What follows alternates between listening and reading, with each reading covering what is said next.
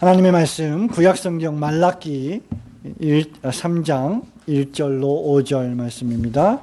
구약 1330페이지 말라기서 3장 1절로 5절 제가 여러분을 위하여 봉독해 드립니다. 만군의 여호와가 이르노라 보라 내가 내 사자를 보내리니 그가 내 앞에서 길을 예비할 것이요 또 너희의 구하는 바 주가 호련히 그 전에 임하리니 곧 너희의 사모하는 바 언약의 사자가 임할 것이라. 그의 임하는 날을 누가 능히 당하며 그의 나타나는 때에 누가 능히 서리요. 그는 금을 연단하는 자의 불과 표백하는 자의 잿물과 같을 것이라.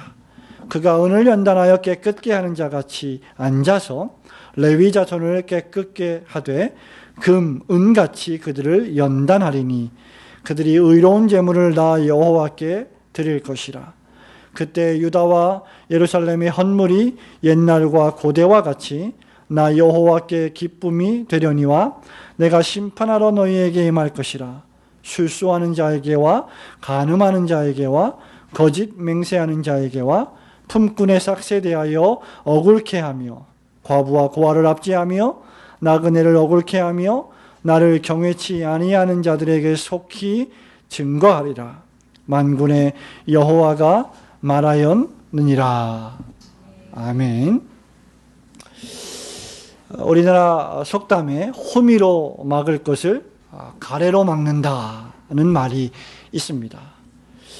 적은 힘을 들이고 막을 수 있는 일을 방치했다가 큰 힘을 들여야만 큰 희생을 치러야만 막는다는 뜻이죠. 미연에 방지할 수도 있었는데 시기를 놓쳐서 일이 더욱 커질 때 사용되기도 합니다. 무엇인가 잘못한 것이 있다면 빨리 회개하였을 때 용서를 받고 새로운 삶을 살아갈 수 있는데 차일피일 미루고 사과하지 않고 용서를 구하지 않고 회개하지 않았을 때 더 큰 형벌과 더 큰 심판이 임하는 것과 마찬가지입니다. 여기 지금 하나님 앞에서의 유다 지파의 모습이 그러합니다. 회개해야 하는데 빨리 회개하고 하나님의 백성답게 성실하게 살아야 하는데 유다 지파의 제사는 형식화되었고 외식적이었습니다. 한번 예수님을 믿으면 구원을 받기 때문에 아무렇게나 살아도 되고 심지어 죄를 짓는 것을 우리 하나님이 기뻐하신다. 죄가 많은 곳에 은혜가 많기 때문이다라고 하는 해괴한 논리를 펼치면서 하나님의 위대하신 구원과 은혜를 만홀히 여기는 사람들도 있었습니다. 그들은 여전히 하나님을 경외하고 두려워할 줄을 몰랐습니다. 그래서 우리가 1장, 2장에서 계속해서 살펴본 바와 같이 여호와 하나님께서는 끊임없이 언약 백성인 유다와 레위 지파에게 너희들이 언약 백성이 되었으니 나와 언약을 맺었으니 언약 백성답게 살아야 한다라고 명령합니다. 너희들은 허례허식을 버리고 형식화된 신앙을 버리고 외식적인 신앙을 버리고 눈 가리고 아웅하는 신앙을 버리고 참되고 성실하게 살아야만 한다. 신앙해야만 한다. 제사를 드려야만 한다라고 명령하고 계십니다. 다시 말하면 언약 백성이 되기 위하여 구원을 받기 위하여 살지 말고 언약 백성이 되었기 때문에 구원을 받았기 때문에 의인이 되었기 때문에 하나님 앞에서 성실하게 살라고 명령하시는 것입니다. 마음이 없는 외면적인 종교 생활을 버리고 마음을 다해서 정성을 다해서 신령과 진정으로 몸과 영혼을 다 살아있는 제물로 드리라고 하나님은 끊임없이 구약의 선지자들을 통하여서 우리에게 명령하고 계십니다.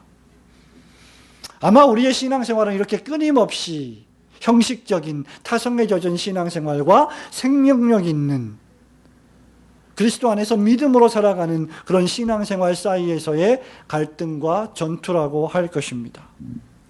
그리고는 이제 여호와 하나님께서 여호와의 사자를 보내셔서 자기 백성을 정결케 하시고 악인들을 심판하시겠다고 오늘 본문 말씀에 선포하십니다. 오늘 저녁에는 그가 임하는 날이라는 제목으로 주어진 본문을 통해서 세 가지를 살펴보기를 원합니다. 그가 임하는 날, 그분이 임하시는 날. 첫 번째로 오실 메시아를 예비하는 날입니다. 1절과 2절 말씀 함께 읽겠습니다. 만군의 시작. 만군의 여호와가 이르노라. 보라, 내가 내 사자를 보내리니 그가 내 앞에서 길을 예비할 것이요 또 너희의 구하는 바 주가 호련히 그 전에 임하리니 곧 너희의 사모하는 바 언약의 사자가 임할 것이라. 그의 임하는 날을 누가 능히 당하며. 네, 거기까지. 그의 임하는 날을 누가 능히 당하며 그의 나타나는 때에 누가 능히 서리요 라고 무시무시한 말씀을 하시면서 그분이 오신다, 그가 오신다, 이렇게 선지자 말라기가 우리에게 예언하고 있습니다. 여기 1절 말씀에서 여호와께서는 말라기 선지자를 통하여서 내가 사자를 보내겠다라고 하셨습니다. 여기 사자 메신저는 어떤 소식을 가지고 오는 사람을 가리키는데, 이 본문의 말씀은 신약성경의 구약과 신약성경 사이에 왔던 세례 요한 마지막 선지자를 가리킵니다. 왜냐하면 그가 여호와 하나님 앞에서 길을 예비한다고 했기 때문입니다. 주님의 길을 예비하는 자는 여자가 낳은 자 중에서 가장 큰 자인 세례 요한입니다. 세례 요한이 하는 일이 무엇이었습니까? 오실 메시아의 길을 평탄케 하고 그의 첩경을 두루두루 준비하는 사람이었습니다. 마태복음 11장 10절부터 15절에 보면 이렇게 말하고 있죠. 기록된 바 보라, 내가 내 사자를 내 앞에 보내리니 그가 내 길을 내 앞에 준비하노라 하신 것이 이 사람에 대한 말씀이니라. 내가 진실로 너희에게 이르노니 여자가 낳은 자 중에 세례 요한보다 더 큰 이가 일어남이 없도다 라고 말하고 있습니다. 말하자면 지금 3장 1절에서 내가 보내는 사자는 세례 요한을 가리킵니다. 엘리야와 같은 선지자 세례 요한입니다. 그런데 선지자는 거기서 멈추지 않고 있습니다. 말라기 선지자는 이어서 1절에 보면 또 무슨 말씀을 하고 있습니까? 그가 내 앞에서 길을 예비할 것이요 또 너희의 구하는 바 주가 호련히 그 전에 임하리니. 주가 임한다 하고 했습니다. 처음에는 사자를 보내신다고 하셨고 그 사자가 길을 예비하면 누가 임한다? 주가 임하신다. 그리고 이 주를 가리켜서 너희의 사모하는 언약의 사자다라고 했습니다. 이 말씀은 메시아 자신이 호련히 신약 시대에 임하는 날을 가리킵니다. 구약의 선지자들은 저와 여러분처럼 신약 성경을 다 가지고 있지 않았기 때문에 메시아가 오시는 날을 초림과 재림, 첫 번째 오심과 다시 오심을 다 구분해서 보지 못했습니다. 중요한 사실은 메시아가 반드시 오실 날이 도래할 것이다 라는 것이었습니다.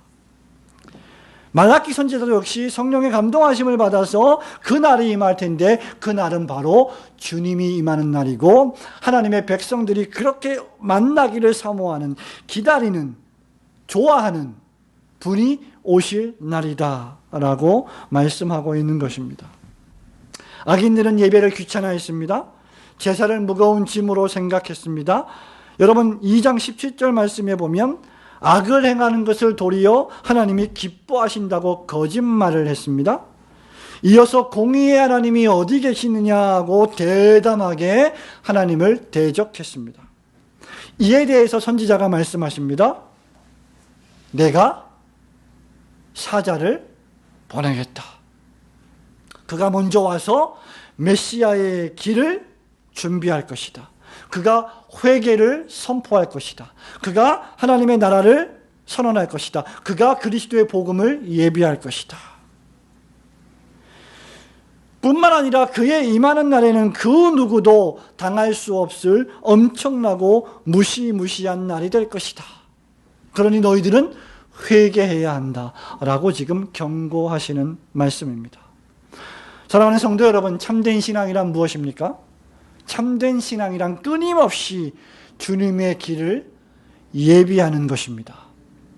그것은 그분이 임하는 날을 의식하며, 구약적으로 말하면 그분의 오실 날, 메시아가 도래하는 날을 의식하며 사는 것입니다. 신약적으로 말하자면 그분이 다시 오실 날을 의식하며 살아가는 것입니다. 그 날에 하나님 앞에서 나의 신앙생활, 나의 교회생활, 나의 사회생활, 나의 개인적인 생활을 결산할 것을 생각하며 살아가는 신앙입니다. 예수 그리스도의 공로와 십자가 은혜로만 그 날을 능히 당하고 그 날에 능히 서게 될 것입니다. 여러분 2장 1절을 보세요. 3장 1절을 보세요. 그의 임하는 날을 누가 능히 당하며 그의 나타나는 때에 누가 능히 서리오라고 했는데, 여기 당한다라고 하는 말은 누가 감히 견딜 수 있겠느냐, 그날을. 그날이 도래하면 그날은 절대 그 누구도, 단 한 사람도 견딜 수 없을 것이다. 그리고 그 누구도 그분이 임하실 그날에는 그 앞에 설 수가 없을 것이다. 누구만?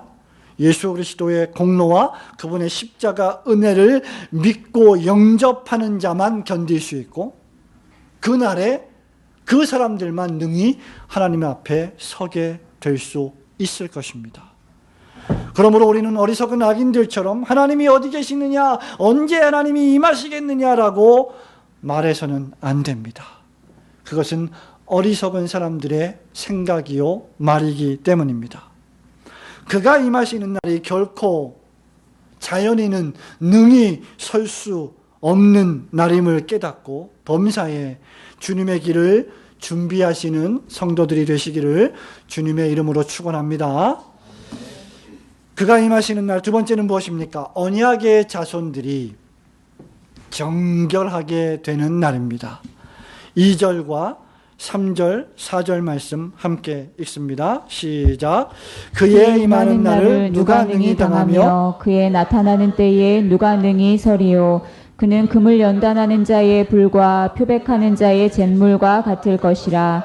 그가 은을 연단하여 깨끗게 하는 자같이 앉아서 레위 자손을 깨끗게 하되 금 은같이 그들을 연단하리니 그들이 의로운 제물을 나 여호와께 드릴 것이라. 그때에 유다와 예루살렘의 헌물이 옛날과 고대와 같이 나 여호와께 기쁨이 되려니와. 아멘. 여러분, 우선 아까 말씀드린 바와 같이 선지자는 지금 그날, 그분이 오시는 날, 세례 요한이 예비하고 준비했던 그날, 메시아가 도래하는 이 날은 아무도 견딜 수 없고 그 앞에 설 수 있는 사람이 단 한 명도 없는 두렵고 무시무시한 날이 될 것임을 밝히고 있습니다. 왜냐하면 그 날은 전능하신 메시아께서 오시는 날이기 때문입니다. 그 말은 창조주 하나님이 오시는다는 말이요, 구원주 하나님이 오신다는 말이요, 동시에 심판주 하나님이 도래하신다는 날이라는 사실입니다. 그 날을 견디고 그 앞에서는 유일한 길이 있는데, 그것이 무엇이냐면 바로 불과 잿물이라고 하는 연단과 표백의 과정을 통과해야만 합니다. 여기 2절에 연단과 표백이라는 단어가 나옵니다. 2절에 보면 그의 나타난 때에 누가 능히 서리요. 그는 금을 연단하는 자의 불과, 그 다음 표백하는 자의 잿물과 같을 것이라. 메시아가 도래하시는데 그분은 어떤 분으로 묘사가 되어 있느냐, 어떤 분으로 비유가 되어 있느냐. 불과 뭐요? 잿물. 여기서 말하는 불은 무엇입니까? 잿물은 무엇입니까? 저와 여러분이 하나님의 언약 백성들이 정결함으로 가는 필수 과정입니다. 신자의 삶에는 왜 그렇게 어려운 일이 많을까요? 예수 믿는 신자의 삶에는 왜 고난과 핍박이 있을까요? 하나님을 믿으면 잘 먹고 잘 살고 잘 입고 잘 자야 되지 않겠습니까? 왜 고난이 있는 것입니까? 왜 예수 믿는 길이 좁은 길입니까? 왜 예수 믿는 길이 십자가를 짊어지는 길입니까? 왜 그렇습니까? 그 길이 연단과 표백의 길이기 때문입니다. 그 길은 단순히 여러분이 예배당에 나와서 예배를 드리고 헌금을 드리고 축복을 받는 그런 차원의 길만은 결코 아닙니다. 이 길은 저와 여러분이 정결해져야만 되는 길이기 때문입니다. 여기 연단하는 자의 불, 무엇입니까? 연단한다. 이 말은 재련한다 그 말이죠. 금을 재련하는 재련소의 불과 같은 것을 의미하죠. 금을 만들기 위해서는 불로 그것을 녹여서 불순물을 제거하고 순도 높은 금을 만들게 됩니다. 그래서 순도 높은 금을 만들려면 그 안에 있는 모든 더러운 것들, 잡티들, 모든 불순물들을 불로 태워버려야 됩니다. 표백하기 위해 쓰는 잿물은 무엇입니까?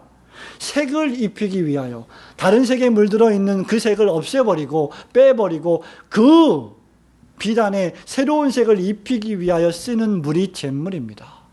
도래하는 메시아가 바로 불과 잿물, 불순물을 제거해버리고 우리의 삶에서 다른 새로운 색을 입히기 위해서 불을 가하고 찌든 때를 없애버리고 빼어버리는 그 과정을 주님이 친히 하신다는 것이죠. 여러분, 이 두 가지가 철저함과 엄격함과 극심함의 상징물입니다. 말하자면 그 날을 견디고 그 앞에 서려면, 주님이 다시 재림하시는 날에 저와 여러분이 서려면 불순물이 하나도 없는, 조금도 없는 상태로 연단되어야 한다는 말입니다. 그런데 우리가, 저와 여러분이 그 어떤 도덕적 노력으로, 그 어떤 희생과 헌신으로 이 날을 감당할 수 있겠습니까? 저와 여러분이 평생을 살면서 수많은 헌신과 희생을 했다고 해서 이 날을 감당할 수 있겠습니까? 저와 여러분이 평생을 살아가면서 수백 수천 번 예배를 드렸다고 해서 이 날을 감당할 수 있겠습니까? 저와 여러분이 다른 사람에 비해서 더 많은 시간 기도했다고 이 날을 과연 감당하고 이 날에 견딜 수 있고 이 날에 주님을 만날 수 있겠습니까? 천만에요. 저와 여러분은 아무것도 할 수 없습니다. 연약하고 부패한 죄인은 오히려 더욱 심판을 가중시킬 뿐입니다. 범죄하면 범죄한 그 내용을 가지고 하나님의 심판이 무시무시하게 되고, 하나님 앞에 무엇인가를 내가 갖고 나아가고 제물을 드릴 때는 아무리 그것이 순전하고 아무리 그것이 이타적인 제물이라 할지라도 칼빈이 말한 것처럼 우리 안에 있는 어떤 자기의 의, 자기의 욕심, 자기의 자랑이 거기에 섞여 있기 때문에 불순물이 종종 우리의 선행에 섞여 있다고 말한 것처럼 그런 것들 역시 하나님의 진노를 어떤 때는 초래할 수도 있게 됩니다. 이런 의미에서 연약하고 부패한 죄인은 오히려 더욱 심판을 가중시킵니다. 그런데 놀라운 사실은 이 불과 이 잿물을 통해서 단련시키고 새롭게 표백하는 이 일을 누가 하시느냐? 바로 주님이 하신다는 사실입니다. 3절에 보십시오. 그가 은을 연단하여 깨끗게 하는 자같이 앉아서 누구를 깨끗게 해요? 레위 자손을 깨끗게 하되 금, 은같이 그들을 연단한다고 했습니다. 언약 백성인 레위 지파를, 레위 백성을 깨끗하게 만드시는 분이 주님이시다는 말입니다. 언약 백성을 친히 연단하시는 분이 메시아이십니다. 그 일을 어떻게 하십니까? 히브리서 10장 10절과 11절과 12절에 보면 이렇게 하십니다. 이 뜻을 따라 예수 그리스도의 몸을 단번에 들이심으로 우리가 거룩함을 얻었노라. 제사장마다 매일 서서 섬기며 자주 같은 제사를 드리되 이 제사는 언제나 죄를 없게 하지 못하거니와 오직 그리스도는 죄를 위하여 한 영원한 제사를 드리시고 하나님 우편에 앉으셨느니라. 믿으시기를 축원합니다. 그래서 선지자 이사야 역시 이사야서 1장 18절에서 이렇게 선언하지요. 여호와께서 말씀하시되 오라 우리가 서로 변론하자. 너희의 죄가 주홍 같을지라도 눈과 같이 희어질 것이요 진홍같이 붉을지라도 양털같이 되리라. 왜? 주님 자신이 우리를 불로 잿물로 깨끗하게 연단하시고 깨끗하게 표백하시기 때문입니다. 그렇기 때문에 이사야서 1장 19절에 이어서 너희가 즐겨 순종하면 땅의 아름다운 소산을 먹을 것이요 너희가 거절하여 배반하면 칼에 삼켜지리라고 조건을 달고 계시는 것입니다. 우리를 불과 잿물로 재련하고 깨끗하게 하여 주었기 때문에 너희는 즐겨 순종해야 할 백성이다. 그러니 악인들처럼 불순종하지 말고 악인들처럼 타성에 젖어서 제사를 드리지 말고 전심전력하여 하나님을 섬기라는 말씀입니다. 사랑하는 성도 여러분, 그렇기 때문에 언약 백성들은 의로운 제물을 드릴 줄 알아야 합니다. 언약 백성은 여호와께 3절 4절에 있는 말씀처럼 기쁨이 되어야 합니다. 왜 그렇습니까? 하나님께서 우리를 언약 백성 삼아 주셨기 때문입니다. 하나님은 그 언약을 통해서 우리의 하나님이 되시고 우리는 하나님의 백성, 하나님의 자녀. 그래서 로마서 8장의 표현대로 하자면 우리 하나님 아버지를 아바 아버지라고 부르게 되었기 때문입니다. 그래서 우리의 예배는 형식적이어서는 안 되고 진노한 어떤 우상신을 달래는 그런 미신적인 예배가 제사가 되어서도 안 되는 것이고 바리새인들처럼 외식적으로 형식적으로 드려서도 안 되는 것입니다. 제사와 제물을 싫어하셨던 여호와께서 4절에 보면 유다와 예루살렘의 헌물이 도리어 옛날과 같이 여호와께 무엇이 될 것이라 했습니까? 기쁨이 될 것이다. 번제와 화목제와 모든 제물들을 기쁘게 받으실 것이다 라고 하나님께서 다시 선언하고 계십니다. 참으로 그렇습니다. 그들은 메시아가 오시는 날 여호와 앞에 기쁨의 존재로 변화되었기 때문입니다. 그가 오시는 날은 바로 우리 하나님 여호와 하나님께서 기쁨이 되는 날이 될 것입니다. 저와 여러분이 그분이 오시는 날 우리의 존재가 그분에게 기쁨이 된다는 것만큼 놀라운 축복이 어디 있겠습니까? 그리스도의 초림으로 말미암아 우리가 여호와의 기쁨이 되었습니다. 이제 그리스도의 재림으로 말미암아 우리가 여호와 하나님의 완전한 기쁨이 될 것입니다. 그가 오시는 날이 언약 백성을 정결케 하시는 날임을 믿으시고 저와 여러분이 더욱더 정결한 백성들로 살아가시는 성도들이 되시기를 주님의 이름으로 축원합니다. 세 번째는 무엇입니까? 그가 임하시는 날 악인들이 심판을 받는 날입니다. 5절 말씀을 함께 읽을까요? 시작. 내가 심판하러 너희에게 임할 것이라. 술수하는 자에게와 간음하는 자에게와 거짓 맹세하는 자에게와 품꾼의 싹세 대하여 억울케 하며 과부와 고아를 압제하며 나그네를 억울케 하며 나를 경외치 아니하는 자들에게 속히 증거하리라. 만군의 여호와가 말하였느니라. 메시아가 오시는 날은 단순히 언약 백성을 정결케 하시는 것으로 끝나지 않습니다. 메시아는 구원의 주님이시자 동시에 악인들을 영원한 벌에 처하시는 심판의 주님이십니다. 언약 자손들이 하나님의 기쁨이 되는 그날은 반대로 악인들에게 어마어마한 심판이 임하는 날이 될 것입니다. 5절에 보면 내가 심판하러 너희에게 임할 것이라 라고 선지자 말라기를 통해서 여호와 하나님이 선언하고 계십니다. 그렇다고 하면 악인들에게는 내가 보내는 사자 세례 요한도 역시 심판의 사자요.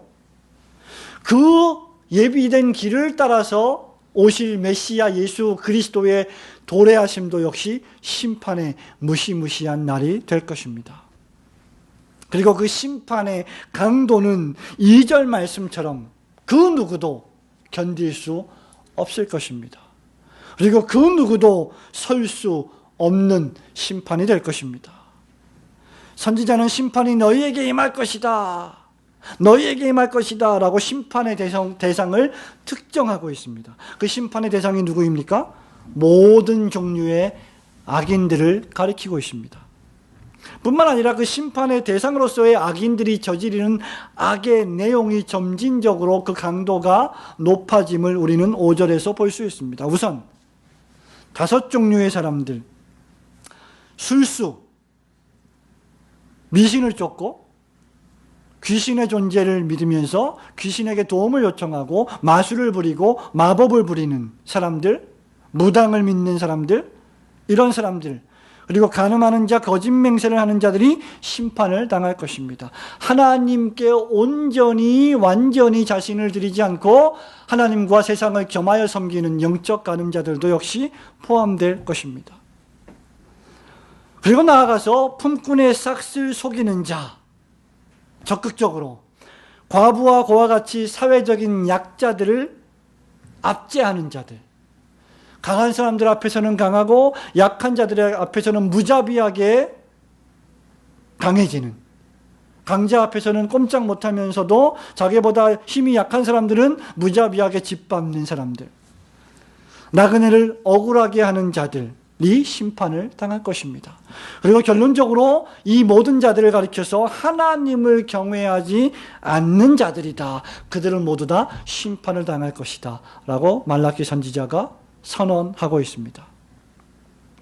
요한복음 3장 18절의 교훈을 따르자면 이 모든 사람들의 행위의 특징은 무엇입니까? 예수 그리스도를 진정으로 영접하지 않고 그리스도의 정신을 따라 살지 않는 자들입니다. 그 사람들은 전부 심판을 당할 것이다 라는 경고의 말씀입니다. 그래서 세례 요한이 처음 왔을 때, 예수 그리스도께서 처음 오셨을 때 선포했던 일성 첫 번째 설교의 주제가 무엇입니까? 회개하라, 천국이 가까웠느니라. 요한복음 3장 18절에 이렇게 말하죠. 그를 믿는 자는 심판을 받지 아니하는 것이요 믿지 아니하는 자는 하나님의 독생자의 이름을 믿지 아니함으로 벌써 심판을 받은 것이라. 그렇다고 하면 신자는 어떻게 되는 것입니까? 믿는 자는 심판을 받지 않습니다. 언약의 백성으로 그리스도께서 불을 통하여 잿물을 통하여 단련하시고 깨끗하게 표백해 주셨기 때문입니다. 바로 그렇기 때문에 언약 백성은 심판받을 악인처럼 살아서는 안 된다는 것이 말라기 선지자의 교훈입니다. 예수 그리스도의 십자가 보혈로 죄를 용서 안 받고 의인이 된 하나님의 백성들은 5절에 기록된 5가지의 죄악들을 저질러서는 안 된다는 말씀입니다. 그렇기 때문에 언약 백성은 심판받을 악인처럼 똑같이 행해서는 안 된다는 말이죠. 무엇입니까? 이 세상에서 거짓말하고 사기치고 마술과 마법을 부리고 하나님 외에 다른 신을 섬기며 술수를 꾀하는 자들, 품꾼의 월급을 속이고 저울을 속이는 자들, 나그네를 억울하게 만들고 이 사회에 억울한 사람들이 많아지게 만드는 모든 종류의 사람들, 사회적인 약자들을 압제하고 고아와 과부들을 압제하는 사람들, 그리고 그 결과 자기 배만 불리는 사람들, 나그네를 억울하게 만들고 진실을 감추는 자들처럼 살아서는 안 된다고 경고하고 있습니다. 그렇게 사는 것은 마치 마지막 날에 심판받을 악인처럼 사는 것이기 때문입니다. 마침내 그날에 악인들이 받을 심판을 반면교사로 삼아서 더욱더 저와 여러분은 하나님의 언약 백성답게 진실한 헌물과 제사를 올려드림으로 여호와께 기쁨이 되시는 성도들이 되시기를 축원합니다. 사랑하는 성도 여러분, 말씀을 맺습니다. 하나님은 구원자이시자 동시에 심판주이십니다. 언약의 자손들은 구원을 얻겠지만 악인들은 반드시 심판을 당할 것입니다. 진실이 가려지고 악이 성행하고 거짓이 널리 유포되어 있다고 너무 억울해하거나 너무 애통해하지 마십시오. 지금은 완전히 다 드러나지 않지만 하나님은 반드시 악인들의 거짓말과 악을 폭로하며 심판하실 것입니다. 만일 그렇지 않다면 마지막 날에는 더욱 엄청난 심판이 저들에게 임할 것입니다. 지금에는 회개할 기회가 있겠지만 주님이 도래하시는 재림의 날에는 더 이상 회개할 기회가 없을 것이기 때문입니다. 만일 우리가, 저와 여러분이, 하나님의 언약 백성들이 악인들처럼 연약함으로 말미암아 범죄했다면 이어지는 선지자의 말씀처럼 6절, 7절, 8절에 있는 말씀처럼 저와 여러분은 여호와께로 돌아가야 합니다. 믿음과 행위에 있어서 참되고 진실하게 돌아가야 합니다. 그것이 바로 회개입니다. 회개라고 하는 것은 죄를 용서받기 위하여 하는 것이 아니라 이미 저와 여러분이 용서받은 의인들이기 때문에 하나님께로 향하여 마음과 태도를, 행위를 돌이키는 것입니다. 그것이 진정한 회개의 목적입니다. 그가 임하시는 날, 공법과 정의가 하수같이 흐르는 날, 더 이상 거짓말이 존재할 수 없는 그날, 여호와 하나님과 함께 영원히 거하는 은혜와 축복의 날이 되시기를 주님의 이름으로 축원합니다. 아멘.